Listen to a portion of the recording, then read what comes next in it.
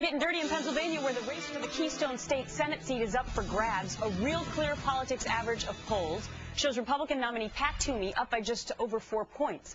But his challenger maintains that the former Club for Growth president is an extremist. Congress Toomey's extreme on the policies. One of the zaniest ideas I've ever heard was that he wants to eliminate all taxes for corporations. In fact, he says buying American in his book is an unfortunate tendency. In fact, he voted that if you're a corporation in America and you close your factory and fire your workers and invest in a factory in China, that when you import now cheap goods here to America, your profits aren't taxed. In fact, he calls it a gift to us. And he says in his book, it's creative destruction. Pat Toomey joins me now live from Philadelphia. We invited Democrat Joe Sestak on, but he declined to appear in this interview. Good morning to you, sir. Good morning. How are you? Just fine. I know you have a busy 4 days ahead of you. Today you're going to with Republican Governors Tim Pawlenty of Minnesota, Chris Christie of New Jersey, Haley Barbour of Mississippi. You're going to be doing that last-ditch effort to get out the vote, right? Well, that's right, absolutely. One of the things that I actually do say in my book is that in campaign, sometimes as in war, the first casualty is the truth. And that's clearly the case with the nonsense that we're hearing from Joe Sestak.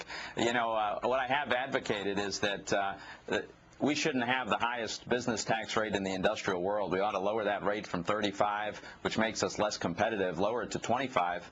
So that our workers and our businesses can compete. Joe Sestak's in favor of much higher taxes. Higher taxes and massive government that Joe's advocated, that's part of the problem we have right now. I think we need to go in the other direction. It's interesting because extremist seems to be one of the buzzwords from the midterm elections. He's calling you an extremist and aligning you with the Tea Party candidates like Christine O'Donnell and former vice presidential nominee Sarah Palin. You, on the other hand, say that Sestak is to the left of Nancy Pelosi. Well, it's a fact that Joe is to the left of Nancy Pelosi. Now, I'll admit, I didn't know there was much space there, but Joe found it.